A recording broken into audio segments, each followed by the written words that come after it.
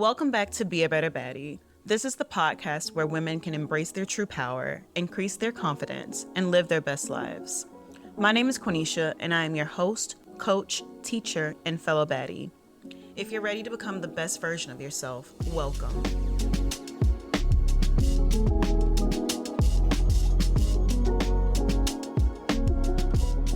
Alrighty, everyone, welcome back to another episode of Be a Better Baddie. I have been talking a lot about my rebrand, and in case you didn't know, I am in my hard launch era. So I'm in step 4, where I encourage you to start talking about the things with everyone, and all of the baddies should know what I'm up to because I'm sure all of the baddies are in this process as well. So if you wanted to learn about the 4 steps, definitely go back and listen to that episode about how to do a personal rebrand. Came out a couple of weeks ago. So that'll give you the full layout of how to do it. And if you go on my Instagram as well, at Be a Better Baddie, you will see plenty of graphics about how to do so as well. So today I want to talk about self-care practices that I've incorporated into my life that have elevated my life. And when we are talking about self-care, we're not necessarily just talking about the superficial, even though that is very exciting. I will not sit here and lie to you. That's exciting, but it's not the whole story. So today we're going to spend a little time talking about 10 things, a lot of time, talking about 10 self-care practices that have elevated my life. So if you are interested, if you're excited, do make sure you grab a pen, pencil, whatever you need to write on, and let's jump into today's topic. So number 1 will be consume better quality products. What you eat in private will show up in public, whether that is through your skin, your weight, your teeth, your mood, your mental clarity, your nails, literally everything you can think of. What you eat affects that. So when I say consume higher quality foods, I don't mean I started breaking the bank to buy organic, gluten-free, vegan Cheetos, right? I mean, I'm talking about consuming more fruits, more veggies, more whole grains, and more lean proteins, and with that, less processed foods. Now you're probably saying, Quenisha, how is this life changing? It is, I'm telling you. The way my mood is so much better with cutting out processed foods is crazy. Like when you eat like junk, you feel like junk. And sometimes it's also the opposite. Sometimes you feel like junk, so you do eat junk. There was a point a couple of days ago, I heard some really bad news, and it really got me in a bad mood. And I just wanted to eat junk because that is what I was feeling like, right? But then I decided, oh, I'm actually feeling like crap as I keep eating more junk. So then I went back to eating my better quality foods, my high quality foods. I know I always talk so much about how my life has changed for me since I've started working from home, but it is so true. In the office I worked in, there were always so many snacks. And no matter how hard I tried, I would always end up with one, whether it's a trail mix or a little bag of chips. Just like I would always just have a snack. So now that I'm home, I'm in control of what food is in my office. I don't consume those anymore. And I can say that I think it has contributed to me feeling better. Now, I'm not going to say I don't eat any treats at all because that is a lie, because I do put some treats in my shopping cart. Like, who doesn't? Because I still love sweets. So I don't want this to sound like I am the holy queen that eats clean all the time. Like, that's not what I'm saying. I'm saying I'm trying to make better choices with what I consume, and through that I feel better. Also, eating cleaner, better quality foods, I notice I don't feel as bloated all the time now. Before my food upgrade, I always felt like this constant pressure in my body, like I felt puffy. And I feel like I don't have to explain to you guys why not feeling bloated and puffy anymore is good. This is the only body we have. This is the only body you will be blessed with. You cannot go exchange it for another one or go upgrade your organs or anything like that, right? So really thinking about it that way, making sure I feed the body that I have right now the right way is most important to me. I really do like the rule of if you don't understand the ingredients in something, then don't eat it. So I just try to apply that to my life as much as possible when I'm in the grocery store to simplify this process of eating high quality foods, because I think it can get very complicated when you are going for those foods that are branded as healthy, because those things have a lot. If you look at the ingredients, those things are loaded with so many different artificial ingredients. So I don't know. That's the first thing. So eating cleaner food, better quality food. Number two, this self-care practice that has elevated my life is journaling. So whatever you want to journal about, it is so good to release those thoughts that are circling around in your head. I use various journaling methods because honestly, I get bored doing the same thing and I need to process different thoughts differently. So, my primary way of journaling now is my Baddie goal grid. If you don't know what the Baddie goal grid is, it is pinned on my Instagram at Be a Better Baddie. And it's basically my way of planning and prioritizing for the day and then reflecting on my progress with those things. So, Baddie goal grid is there. I do gratitude journaling occasionally. I don't do it necessarily every day, but just to sit down and write the things I'm grateful for, that's also very helpful. And then stream of consciousness. So really writing out my thoughts, just flowing until I can't anymore. And I really use this when I am going through something, I'm processing something happened, and I just need to write it out, because writing it out is helping me process what happened and decide what I should do next or any possible next steps. All three types of journaling definitely serve some purpose at some point. Another distinction I would want to make is I also have a work journal and a personal journal, because I kind of do journaling for each, right? So I will, while I'm in a call, if something makes me feel some kind of way, I would just write it down. Literally, I have just things that happen, and then I'll put like a facial expression next to it and then kind of build upon it. Like my work journal also has a bit of my feelings in it as well as my to-do list.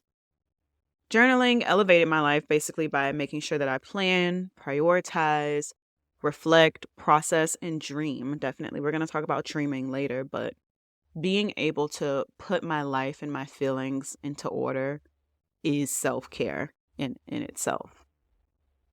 The third self-care practice that elevated my life is assuming the best in people. So have you ever seen a movie, or maybe you even know somebody? This person is always assuming the best. Like they assume life will do no harm to them. They assume everyone around them has the best intent. And I feel like most of the time, those people are happily living in bliss. And I'm not going to lie, I want to start embracing more of that bliss, because it is hard enough living in this world with everything going on that you actually see the bad things, but to also put bad things in your head on purpose, that's stressful. It's stressful to feel like people are out to get you and they don't want the good for you. So I feel like what you put into the universe is what you receive. So putting good energy into the relationships around you in turn will give you good relationships. I feel like that has to happen, right? When you assume the best in others, you're choosing a positive and a less stressful mindset. So the way that this is connected to self-care is, one, you're reducing your stress. When you assume the best in people, you expect these positive outcomes from interactions. You're less likely to dwell on your negative thoughts and emotions. I think this can also improve your relationship. So giving people the benefit of the doubt, you're more likely to build and maintain positive relationships, which I think can obviously build more fulfilling connections with them. Third, I think that it also will contribute to a positive self-perception. So you believing other people can do good makes you believe that you are good and you do good as well. So it's sort of like, I guess it is. What you put out is what you believe. So you believe that people are bad, you believe that you are bad. If you believe people are good, they have good intentions, that is because you are good and you have good intentions. So this one I've started incorporating, and it's really hard to get away from the I don't trust people mindset, but I think it's so worth it to just try to release a little bit. I think it's also related to control. Like, you can't control everything and everyone around you. So just releasing some of the fear and the expectations really, really helps you. Number 4 is learning new things. So learning does not only happen in school. You can learn anywhere. You can take an online course. You can read a book. You can go to a virtual event or go to a seminar. There are just so many different learning avenues out there for you to not be learning something new. Or you can just do the thing, right? When you learn things, you're mentally stimulating yourself. So learning stimulates your brain and keeps it active. And this is going to help you to prevent that mental stagnation. I don't know if it's just me. My brain needs to be working. When my brain's not working, I'm like, whoa, whoa, whoa, whoa. Like, this is it. This is it. Like, this brain needs things to do. So I'm always trying to learn new things or try new activities, trying to get better at things. Learning new things also is going to boost your self-esteem. So when you gain new knowledge and skills, it can give you this sense of achievement and mastery. Like, whoa, look at this. I learned how to do this.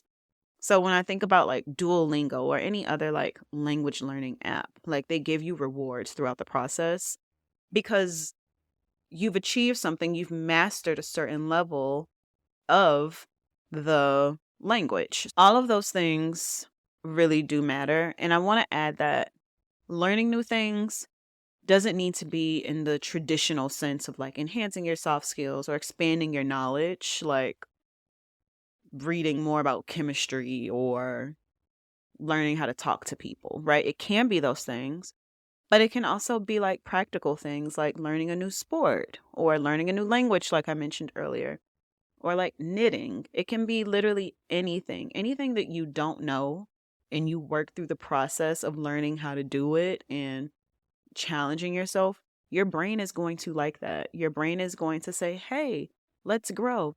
Hey, we can do anything. And you want your brain to think that it can continue to grow and continue to learn new things and continue to get that workout in. And you're also fighting off dementia and changing your brain chemistry by learning something new. So I advocate for learning new things. Right now, I'm learning how to still play tennis. I think I will be learning how to play tennis for at least the next 2 years because I'm just not naturally a sports girl. Like, I'm not. Like, I don't have what is it? Eye hand coordination.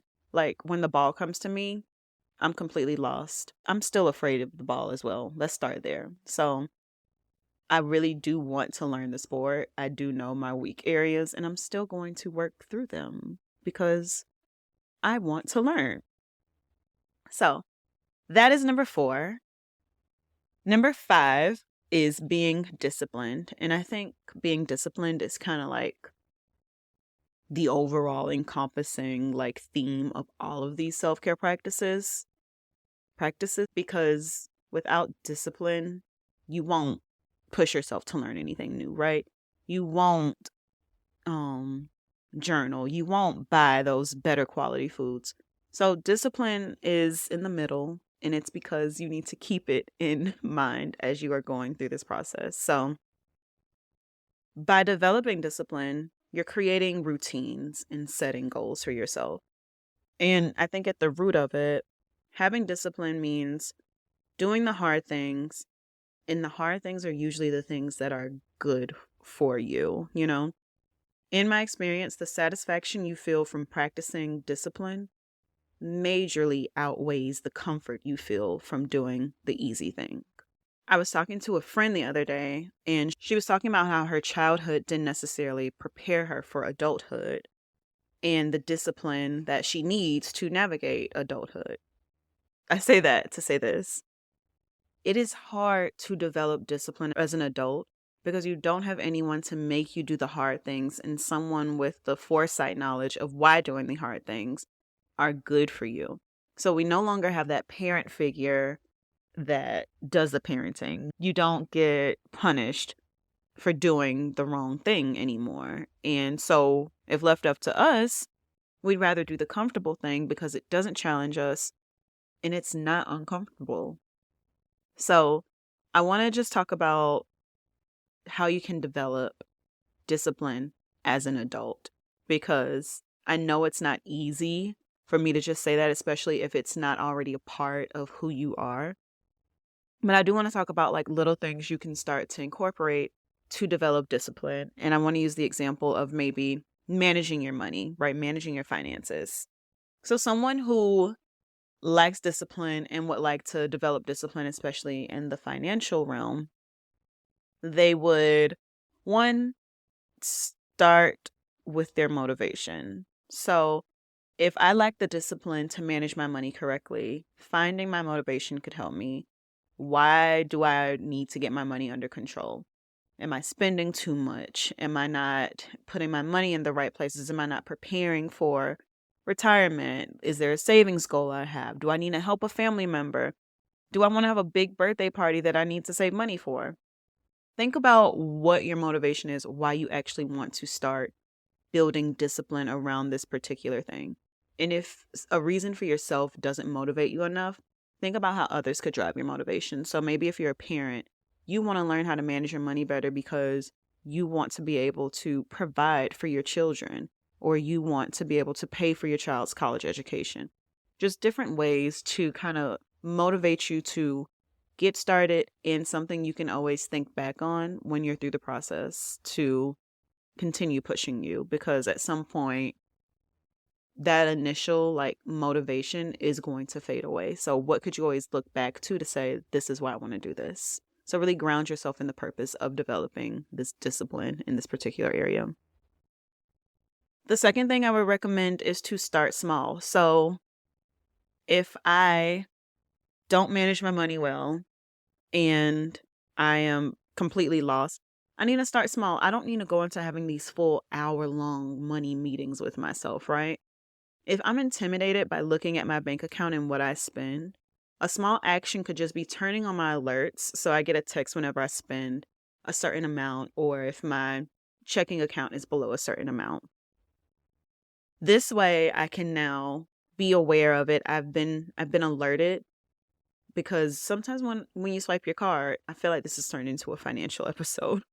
Sometimes when you swipe your card, like it doesn't process, but maybe I get this text message and I'm like, oh, this is how much I spent. Or you just don't know, how much you're spending, and you get that alert. You're like, oh, I have no money. So that's one small step you can take, because one, it's very passive, but it's kind of alerting you. Another small action may be asking for paper receipts so you can save them and then calculate how much you spent in a certain time frame. Of course, you can look online. I just recommended that because I like tactile things. But the purpose of this is to start small. No need to go into the full-fledged practice yet.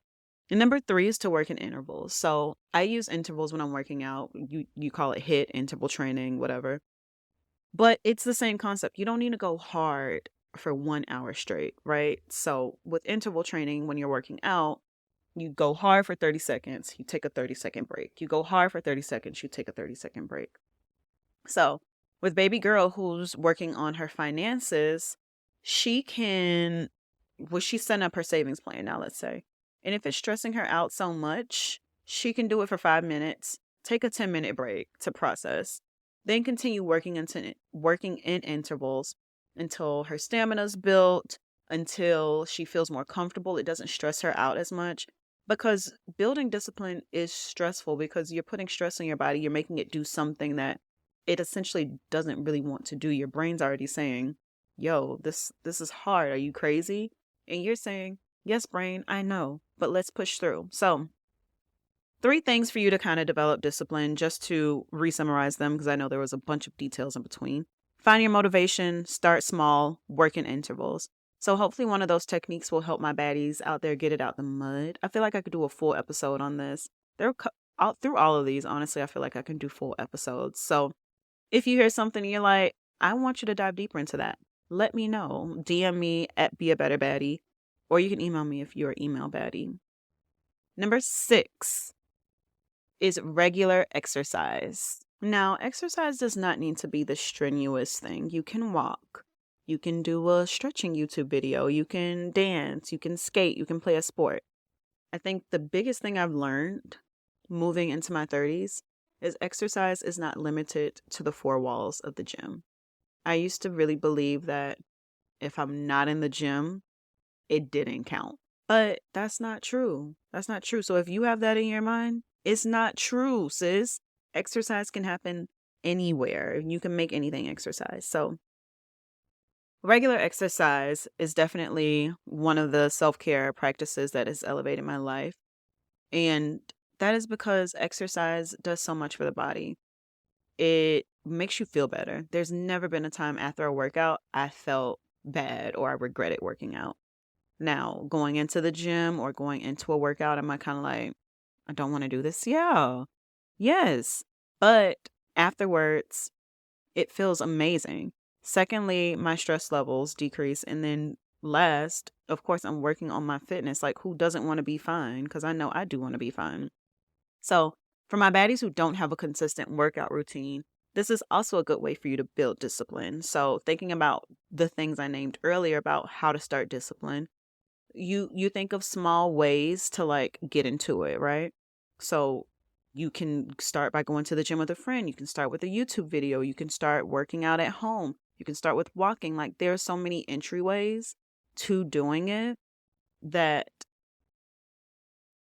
if you are able to exercise, there's no reason for you not to exercise. And I think it starts with getting the idea out of your head that exercise has to happen in a gym. Because if it's a thing where you don't have time to go to the gym or you can't afford to go to the gym, that doesn't really matter because you can still work out. Now we're going to move on to number 7, solo time. I feel like incorporating solo time into my schedule is definitely my default and not something I necessarily have to force myself to do. But I love just solo time with myself because it allows me to reflect on things and like really sit and confirm, get to know myself, confirm things about myself as well. So when people hear solo time, they may think of like literally sitting there meditating.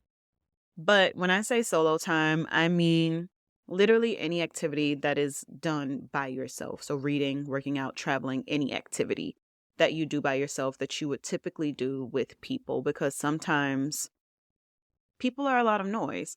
Your mom, your brother, your sister, your best friend, sometimes they are just noise when you're doing things. And it's kind of like, oh, let me actually sit and do this myself, because maybe, I mean, anything could come to you at that point, because that personally is my favorite way to like kind of meditate and set intentions by doing things, because sitting still, I haven't mastered that yet. So like washing dishes, just that solo time, it helps me. So when I say solo time, I mean like you could be at home all the time, but you're on the phone. Not be on the phone while you're washing the dishes. Just taking the time to do these things and go through the actions so that you can regroup on your own. That as a self-care practice will elevate everyone's well-being, and it has elevated my well-being because I've had time to think about things that have happened, like just random. You may have gotten into a disagreement with someone and you come home and you are just folding up your clothes and processing it, right? No TV, just you and your thoughts folding clothes. You start thinking, wow, I said that to that person. I shouldn't have said that. Or maybe I didn't even get the chance to say this. Like, this also upset me, or I feel like this contributed to this as well. So that's it for solo time. Number 8 on our list is saying yes. I did a whole BBL on this on my Instagram. And I think saying yes is something that I'm learning how to do, and I love that I'm learning how to do it. So being open to new opportunities in itself is a form of self-care because you're creating possibilities for growth. We're told so many times to protect our space, our mental health, but sometimes saying no and cutting off yourself from certain situations and people are actually harming you, right? So by saying no, you can be denying yourself of certain opportunities. You could be isolating yourself. You could be stunning your growth, or even neglecting your obligations to those around you. So think about the times you said no and what the opportunity cost was. And think about all of the times you chose to remain in your comfort zone and not pursue something new. You should regret some of those times. You should regret some of the times you said no, because I can think back to times I've said no and I was like, I could have said yes. Like there was no reason. So I'm definitely in my yes era. Now, if you are coming from a people pleasing situation, I I get it. I hear you. You need to be more selective with your yeses. So you should say less yeses and more nos. But overall, stop saying no so much for the rest of you. The next time you say no, think about what the consequences are and if saying yes will benefit you in any way. Number 9 is chasing my dream. So every day I do something to pursue my dream, whatever that dream is. Obviously, my dream has changed throughout the years, but I think I always have some type of guiding light. So, chasing your dream is a profound act of self care and self fulfillment. So, if you don't have a dream, get one now.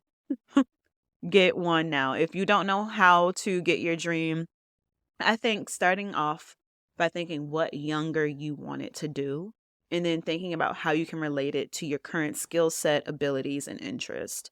So when I decided to have a podcast, I knew that when I was younger, I've always wanted to perform in some kind of way. I like being in the limelight. Like I like preparing for things. I like presenting information. Like I like to perform. And there's so many different ways you can perform. And I think I've lived out performing in some sort of way throughout my professional career. Like as a teacher, I was performing for those kids. When I tell you I was performing, I would break out into song and dance too. When I was teaching first graders, my best audience ever. So thinking about how I can incorporate it with my current skills, interest, ability. So I know that I was loving like developing myself and reading these books about self development and creating a workout routine and things like that. So my podcast directly aligns to me wanting to perform and my interest in self development. So think about how you can mesh your past dreams with your current reality to come up with your current dream. This is another thing I feel like I can do a full episode on because I feel like so many people are afraid to chase their dreams. Don't be afraid. Okay? So let me know if you want me to talk more about that one. And then finally, number 10, we're getting to the superficial stuff. Going to the spa. Going to the spa is the superficial self-care we usually talk about, right? So the massages, the skincare, the beautification. But it is a very rejuvenating experience and it helps me to recharge and I feel super elevated. I feel recharged because you've had someone doing things for you, right? Pampering you, massaging you, giving you a facial, using these products on you. The tone of the spa itself is very luxurious. And if that's something you're interested in, then it feels great to be in that environment.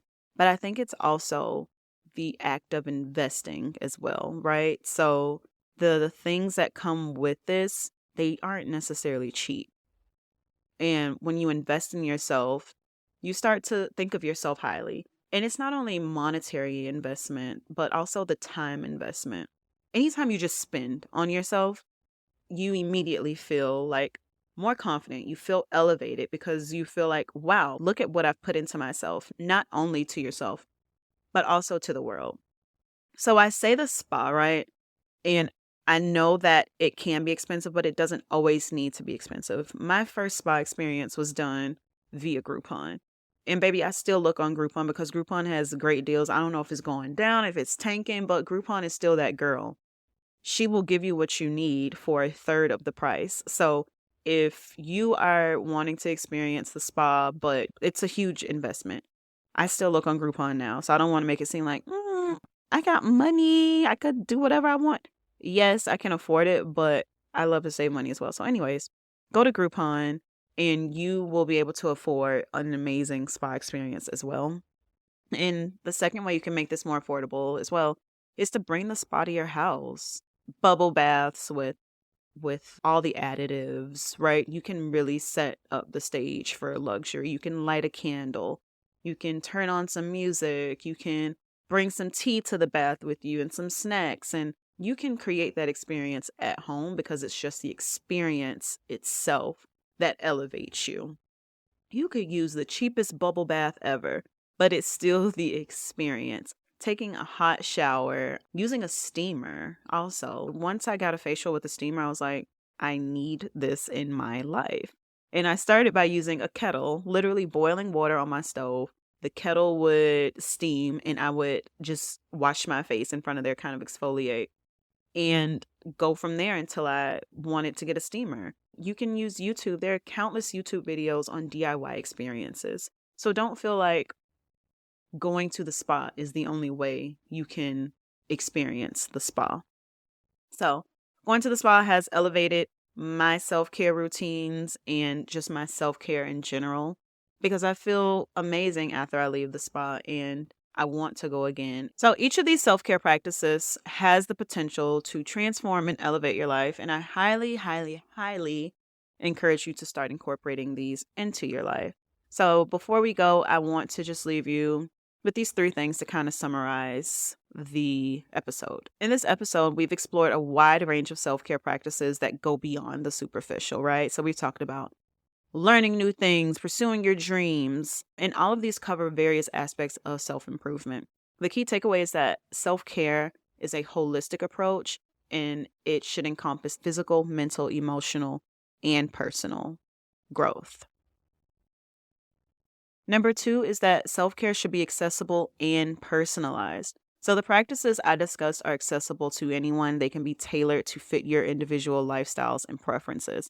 It doesn't need to be expensive or time-consuming. So whether it's writing in a journal, assuming the best in others, or starting with the small steps towards discipline, these can be incorporated into your life in a way that fits your unique needs and circumstances.